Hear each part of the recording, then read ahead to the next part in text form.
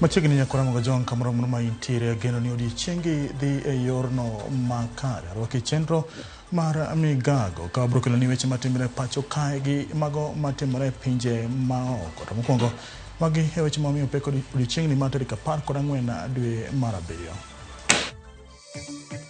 Obila osingo keto lere chenro mar nonro ne ringre 8 ma oyudi e bugo mar wito taka makware Mukuru kwa Njenga. Kendo wamora hinya kaka Ramogi FM ka wabiro kae ka wabiro yuoro jowa ma Siaya County. Johera mag Ramogi FM ne oyudo thuolo mar lalruok gi jolendo e limbe margi manyo sir kod kambi yadh suna mar Reddit. Jatend Amerika machon Donald Trump otony e lak tho bang' ka chich moro obaye gi magina e kampen mare e boma ma Pennsylvania.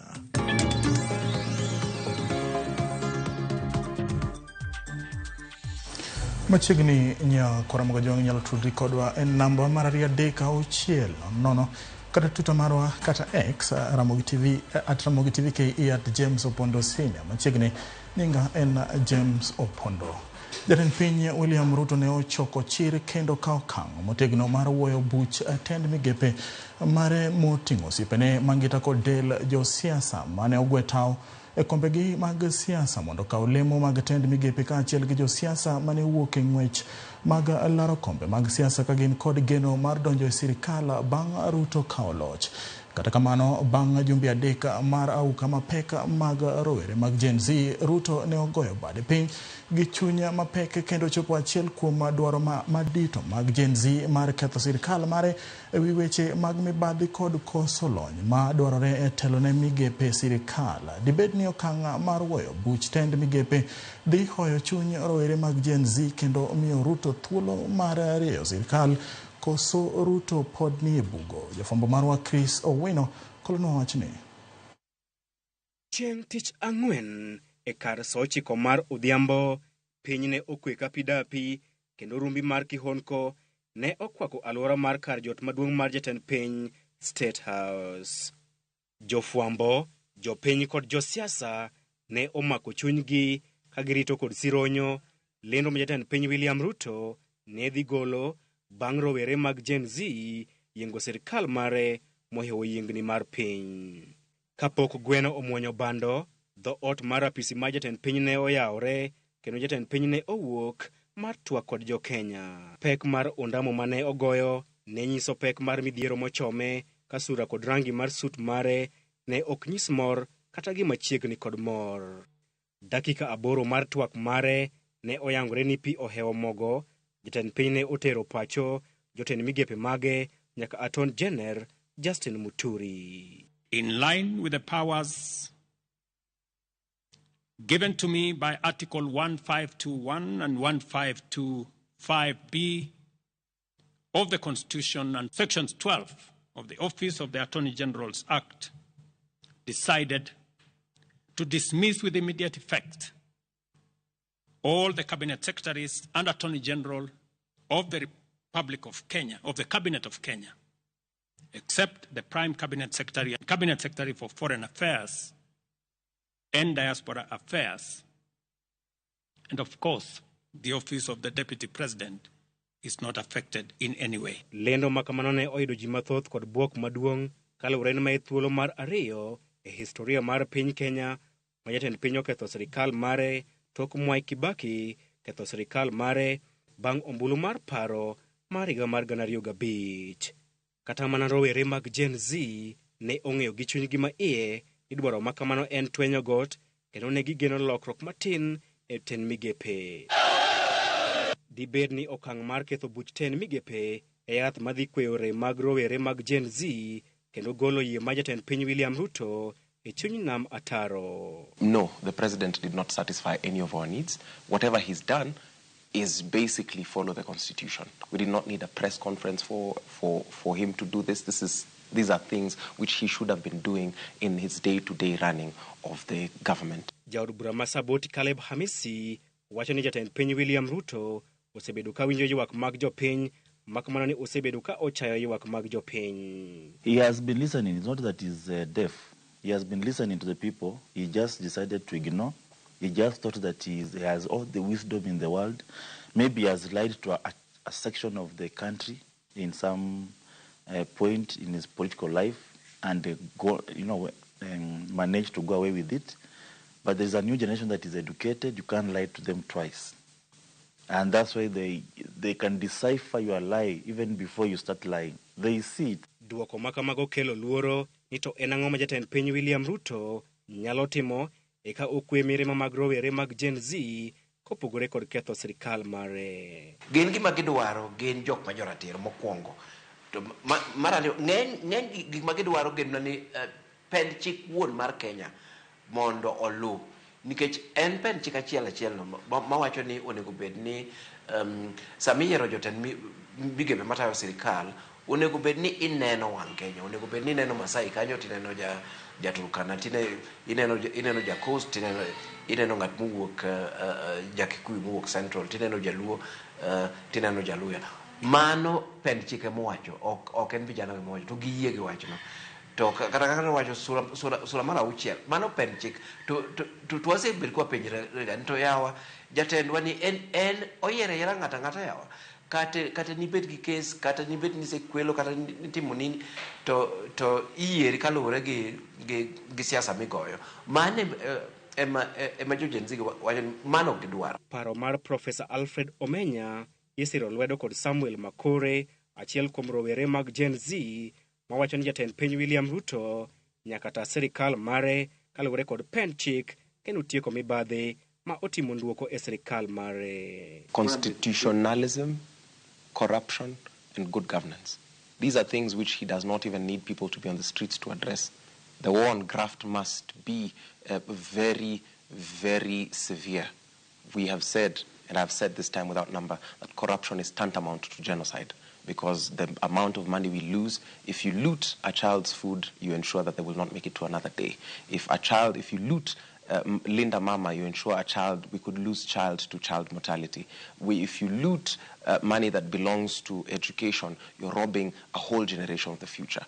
If you follow the Constitution, we solve a lot of your problems, such as the extra-constitutionals, the contra-constitutional positions like Office of the Prime Cabinet Secretary. The president must come publicly in a national television, and it could be today, and he must say, my good people, I've been lying to you all along.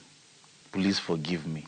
The first thing you should do, because if you don't apologize for being a liar, the next thing you are going to say, nobody's going to take it seriously. Kopogore gi luwo katiba, Professor Omenya, Caleb Hamisi, kod Samuel Makore ogolo siem ne jatend piny William Ruto ni onyalo yudore e bugo matut kendo poni obiro gwelo ji maonge kod lony kaachiel kod bidhruok e tend migepe mare manyien. Sama ker bolando jotend migepe, gima botimre en ni jo Gen Z go bokelo rekod mar ng'ato ka ng'ato to kapo ni nitie jokwoyo ma bodonjo kanyo kapo nitie jomibadhi ma bodonjo kanyo pod shieda ni ok birumo nikech kaka wacho chande jo Gen Z gin kaka ging'iye gineno ni piny osetop pogruok matiro miloso ok bi konyo. Gin kaka ging'iyo onego bed ni jatend piny we tich onego bed ni od bura iketo oko mondo jodo odog e yiero mondo giyier jok ma giparo ni nyalo tiyo maber kochakre ker wuon nyaka jo MCA piny koni. He must also rein into PSS so that we have only competent PSS remaining, the rest they go home. Then he goes to the directors generals of parastatos, they go home. And what do you need? We need only not more than 14 ministries. There are ministries that can be merged. Ministry of Foreign Affairs can be merged with Ministry of East Africa. And the ministry, this diaspora states, that's one ministry. The implementation of the Constitution, Chapter 6, where it talks about leadership and integrity. Ensure the people who are holding office are people who are of good conduct and good standing in society. People who do not have outstanding cases, they do not have questionable wealth profiles. Giduola chiel, giwacho ni chugo piny owacho mar barwa bar okidhi tieko midhiero mokwako sirikal mare ka okotayo piny Kenya kaluwore kod katiba. Chris Owino, Ramogi TV, Nairobi. Erokamano Chris Owino kuom lipodno. Ka wadhi nyime, wede ni moko kuom jotelo mawuok e kaunti ma Kajiado opoyo okang' mar jatend piny William Ruto mar thicho oko e apisi jotend migepe kendo jiwe mar bedo gi sirikal machiwo ranyisi makare mar piny Kenya. Ka giloso e gwenge Maloitoktok, jaod bura ma Kajiado South Samuel Parashina owacho ni okang' makamano ni kare mak mana ni gino manyalo konyo tieko midhiero mag oganda jo Kenya en bedo gi sirikal ma manywanda. Gijiwo rowere mag Gen Z kod riwruoge mopogore opogore mondo omi jatend piny William Ruto thuolo makare mar tich. And I can guarantee you the direction you have taken is for prosperity. And our no vote and even you not approving the finance bill 2024, it has brought a clear picture that this country is heading somewhere. Thank you so much. We wish you all the best. Na naomba vijana Gen Z na wengine millennials and civil society and churches. We are requesting that now let us give the president time to sort things. He has shown all signs. He has proven that is ready to change. Ako tayari kubadilisha kila kitu. Kwa hivyo Gen Z mahali yote mpo kuanzia hapa Kajiado South na Kenya, Kajiado County na Kenya mzima, tunaomba Gen Z na wengine civil society wote tupatie rais nafasi na amani irudi na tumpe nafasi ili aweze kufanya. Mtu kutoa cabinet haikuwa rais. Hiyo mambo tuliona, tumeshukuru kwa kuvunjilia cabinet ambaye walikuwa na mshauri rais vibaya na kujifanya mababe wa Kenya. Na tunamshukuru sana kwa kusikiza Gen Z wetu na wale watoto ambao wamejitokeza kusema no. Ji probich kora chielo yudo hinyruok bang' masira mar apaya mane otimore Chepsang'or e apaya ma Kapsabet kadhi Kopere. Masira ni mane yudo gari mar sikul mane wito yo kendo luorore kapok odonjo lalo kar sa 9 okinyi ma kawuono. Gari no ne oting'o jopuonjre mag Ola City Primary School mane oa Baraton bang' piem mag wero. Zipidi Matindaret Kefaun Kundi mane otwa kodwa e yor ong'we yamo oyango ni ji mane ohinyore dhi nyime kod yudo thieth Talama Nandi Hills sub-county. Mimi mkaaji wa ng'ambo hiyo. Ilipokuwa saa 9 nikasikia gari na teremuka. Nikasikia gari ina roll. Nikaamushiana, nikapiga nduru. Majirani wakaamuka. Tukakimbia na matoji till light usiku. Sasa chenye tunataka tulitoa watoto wenye wako hali maututi. Kuna mama mwenye amedungwa mpaka kwa tumbo. This morning we are greeted with sad news of an accident carrying participants from Rift Valley Regional Music Festivals heading to Narok. And the accident has happened along Chepsang'or, which has a long-standing history in terms of accidents, which unfortunately has not been sufficiently addressed. Despite the demand and the advice from members of the community to bring on board the relevant authorities to ensure that these accidents are minimized. Lakini tumeamua siku ya leo, hakuna magari wanapita hapa hadi serikali wafika hapa watu waamue sisi wenyewe. Wanaunda ama hii barabara isimwe kabisa. Mane en jatend migawo mar tuke Babu na Mwamba wacho ni omor gi tich ma osebedo ka otimo e migawo mar tuke. Gino mowacho ni osekelo dongruok e sekta no. Babu owacho ni osebedo jatend migawo didek e pacho ka kendo osetiyo makare. Owacho ni osetiyo sirkande adek kod sirkand jatend piny Kenya mar adek Mwai Kibaki, jatend piny Kenya mar 4 Uhuru Kenyatta kod sirkand William Ruto ma osetiyo kuom dweche 22. Owacho ni telo mare e sirkand William Ruto keto maino e golo chike mane oketa genga ne piny Kenya bedo e tuke mag FIFA, yudo thuolo mar bago tuke mag AFCON kendo yudo thuolo ne piny Kenya tudo tuke mag World Cup e kinde mamoko. Ne owuoyo Meru e kinde nyasi mar Motorsport Championships mane bagi e mbalariany ma Meru. The president constructs his government based on his vision and the agenda he wishes to accomplish and how he wishes to accomplish it. And so it is really up to the president.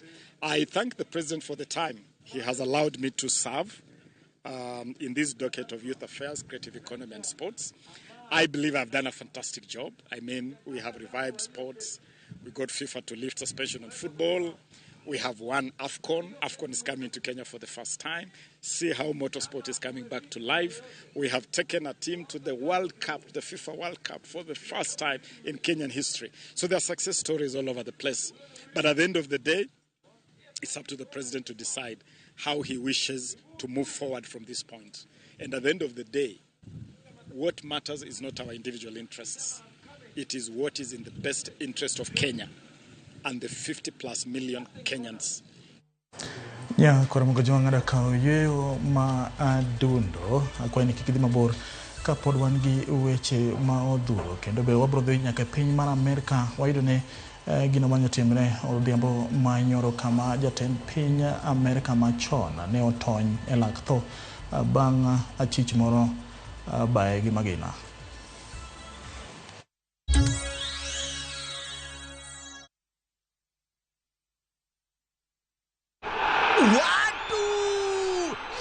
Fire, ile best, ile finest, ndiyo hii mazee. Shikisha mili na euros with shabiki.com. Deals ni deadly kuruka. Over 3.5 million shillings to be won. Grand prize ni mita moja. 250k weekly na 50k daily in cash prizes. Kuchangamkia hizi deals, ingia shabiki.com. Chagua games zako safi, funga multibeti at least 3 games, at least moja ikuwe ya euros. Halafu, cheza na minimum stake ya 49 bob. Shikisha mili na euros with shabiki.com. Not for persons under the age of 18. Authorized and regulated by BCLB license number 587.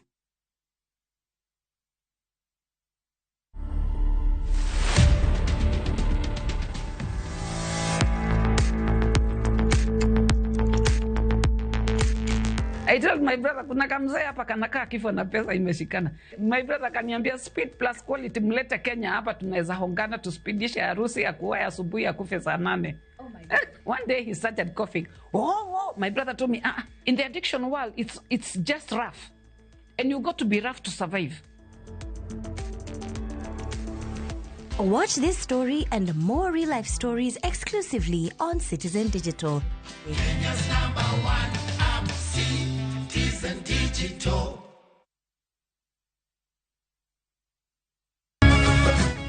Miyo makwedo paro ma okare keto kiawa kuom puonj koda timbe machon. Abo wachunu adiera mango. Ng'at ma chunye tek to chung motegno. Ber ahinya ka ng'ato chung gadier kata ka diera mochung godo no boterelo. To gik musiko timore ngimane miyo bedo gi kuyo kod penjo mang'eny. En ang'o marach kodi? Penjo ng'ama noketho gimoro amora. Gik mane osebedo kopandi koro fwenyore ayanga. Odiochieng' ma kawuono ni anabro ng'iso Sarabjit gimoro amora. Hera mane en go kuom joode miyo temo umogi gi yore te. Asayo ni kik utim kamae. Kata ka onenore ojaketho. Mak mana ni an abro timo gimoro amora manyalo mondo aler nyinga. Ma en sigand hera. Onge ng'ata ng'ata piny kae manyalo chalo gi Sarabjit. Wan watugoga, wanyieroga, to bende wan wadhaoga. Choti Sardani. Wuok tich nyaka ngeso saa 2:15 otieno. Mana Ramogi TV.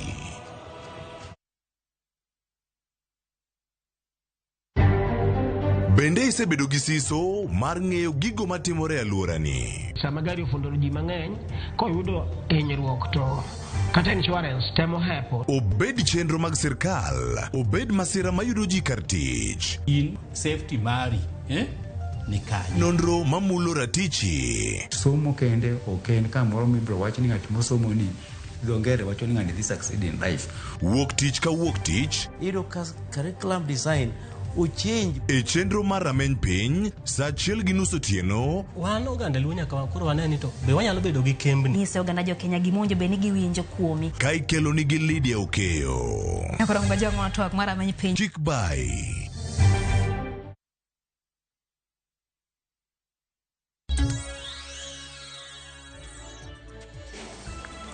Machiegni kendo nya kwa Ramogi. Jalup gavana ma Kakamega Ayub Savula dwaro mondo mi donjne mane en ogai mar obila ma pacho ka Jafeth Kome gi ketho mar nek mag oganda mane onege gi obila e kinde ng'anyo. Nowuoyo ikolomani kinde mano yoro e yik Caroline Shiramba ma ochwade gi magina gi obila e kinde ng'anyo mano bagi e kaunti ma Kakamega kama nowacho ni Koome nyaka duok penjo e wi nek ma kamago. Bende oseobila kuom tiyo gi teko mathoth e kinde ng'anyo ma kamago ma biro seche machuok bang' ogai machon mar obila nogwetao kaka e kinde ni ma piny osebedo maliet kendo jimbore ne obila kuom nego moko kuom oganda jo Kenya. Uliza OCPD, mbona mnatumia live bullet huwa watu wa Kakamega? Kama ni kushoot, wachana na maskini, shoot mimi kama deputy governor. Nikatembea na hawa JLC tukaenda mpaka hospitali. Tukaenda hospitali Kakamega, General Hospital. Kama tumebeba huyo mama mwenye amefariki huyo. Kufika hivi, tulikuwa na Joel, tulikuwa na MCA hapa, huyu kijana amevaa kitambaa hapo. Tukapata huyo mama yuko pale na saa ile naongea na medical superintendent to coordinate, huyo alikuwa huko. Atibiwe haraka, wakashika kifua, wakasema huyu mama ameenda. Nikatoka kule kwa hospitali, nikitembea kwa mguu na emergency. Nikaita komanda wa polisi wa Kakamega County hapo Golf Hotel. Nikimwambia saa hii stop using live bullets. Bishop Madiocese Manakuru Cleophas Useso okwayo mondo mi twaka maradiro ta twaka mabiro keto kare midhiero mar were osebedo ka chwalo kane giloso e kinde lamo. Useso okone ywak ma osebedo ka ibago kata twak ma osebedo kibago e pacho ka kelo mana ber ne ji matin ka jo Kenya ma moko to dong e chandruok. Bende oseyo kanisni kuom yiene josiasa manyayo miriambo e ute lamo to ok chop kare singo magi. Jodolono opako rowere kuom ochung' motegno ne lokruok magineno ni biro konyo e pacho ka.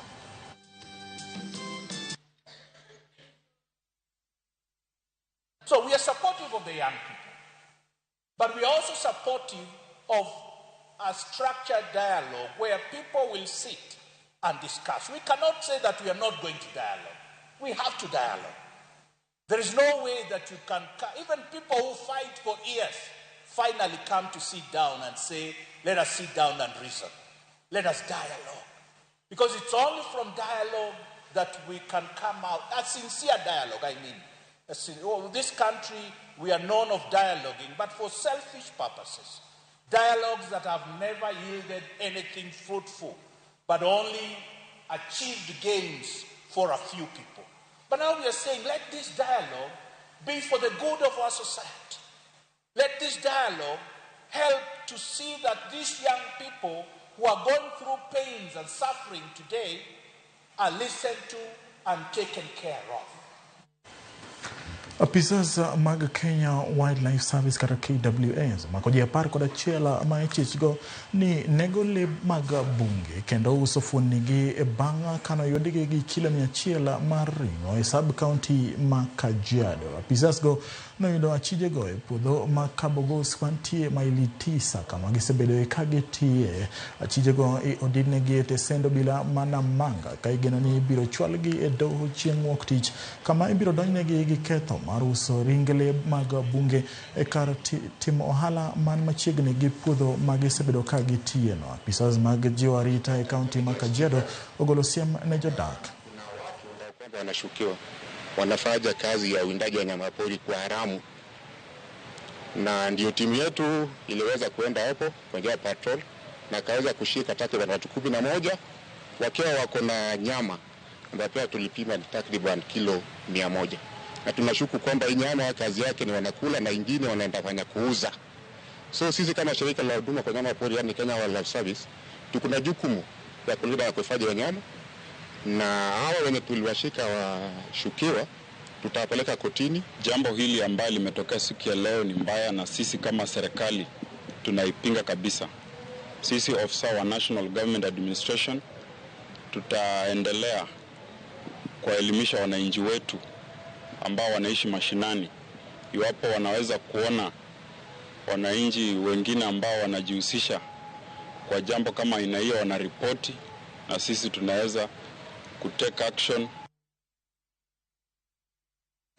Johera mag Radio Ramogi ma ebuo kambi mar Royal Media noyudo thuolo mar riwore kendo loso gi jofwambo magihero e kinde limbe motisi kaka raid it ma osir gi kambi mar AC Johnson machwalo yadh nego kute miluongo ni raid it. Limbe no ne geto puonjo jowinjo yore mag nyalo tieko godo kute e kuonde ma jopiny odakie. Nyasi ma kamano notimore e sub counties ma Yala, Ugunja, Siaya kod Bondo, kama bende jangolo mar ohangla ma Amiso Thwango nogoyo thum kendo moro jowinjo. Jowinjo kod customers noyudo mich mopogore opogore ka ginyiewo e nengo molor.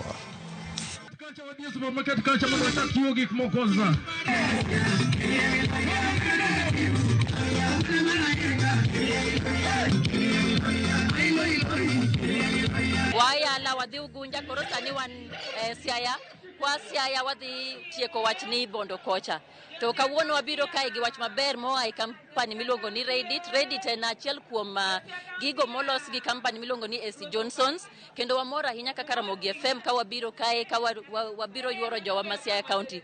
Siaya County achiel kuom counties ma Ramogi FM, Ramogi TV tegno kabisa. Kendo wagoero kamana ahinya kaka jo Siaya County obiro bo yuoro wa. Waneno awach ni ji ne chalo lo Ugunja kocha.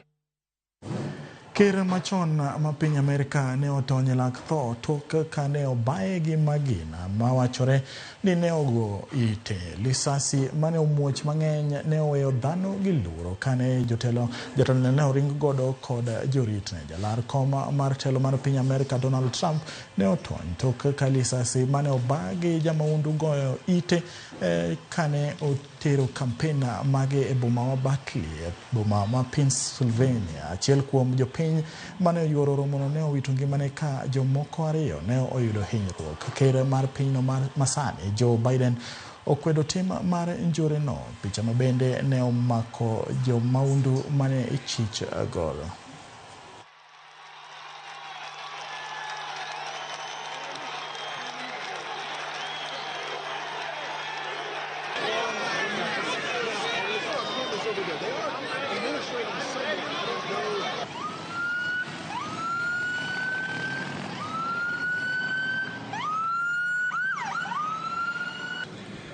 The Trump rally was a rally that he should have been able to be conducted peacefully without any problem.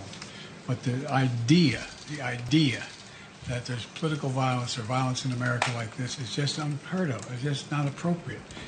Everybody must condemn it. Everybody. I'll keep you informed, and if I'm able to speak to Donald, I'll let you know that as well. But so far, it appears he's doing well. Ogai mar obila e yor kojolo Douglas Kanja okoni osedaro obila e tesendo obila makware kinde manonro dhi nyime wirigre manyo yudi e kar puko taka makware. Kanja owacho ni ndalo 21 nyaka giyud adiera. E sechego ogai mar okwach kich Mohamed Amin bende okoni obila fweko tudruok manyalo bende nyalore moting'o jonek makocha dakteche ma jonek koda jonek ma jonjore. The crime scene is active. I've said that investigations are on progress. I would wish that we allow the investigators to have their time. Within a period of 21 days, we would have gotten all the information. We would have known who committed these crimes. And the law will take its own course. If you look at the gender, these are all female. If you look at the way the bodies have been disguised and packaged, all the same. If you look at the place the bodies were thrown into the dump site, just one spot, I get the same. So what are we really looking at? Are we dealing with a cult that is associated with criminal activities? Are we dealing with serial killers that are also associated with criminal activities? Or even, could we be dealing with rogue medical practitioners that are dealing with criminal activities? All these are hypotheses that, as investigators, we have tried to bring on board.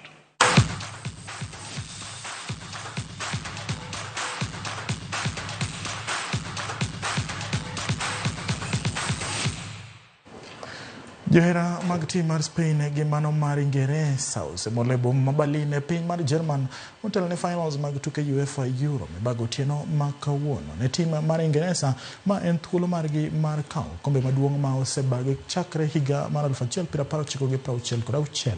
Tim mar Spain dhi e tugoni ka gin e tim ma imiyo thuolo maduong' mar loyo okombeni. Kanuoyo gi jofwambo, kocha mar Spain Luis de la Fuente olero ni jotuke nyaka tugi mapile kata doko ni tugoni dhi bedo mapek. Noloyo ka Spain nyaka sani oseloyo tukegi duto nyaka gichope finals. Kore kocha mar Ingeresa Gareth Southgate nigi geno ni tok dakika 90 obiro ndiko historia gi timno ma osetayo kuom higni 8.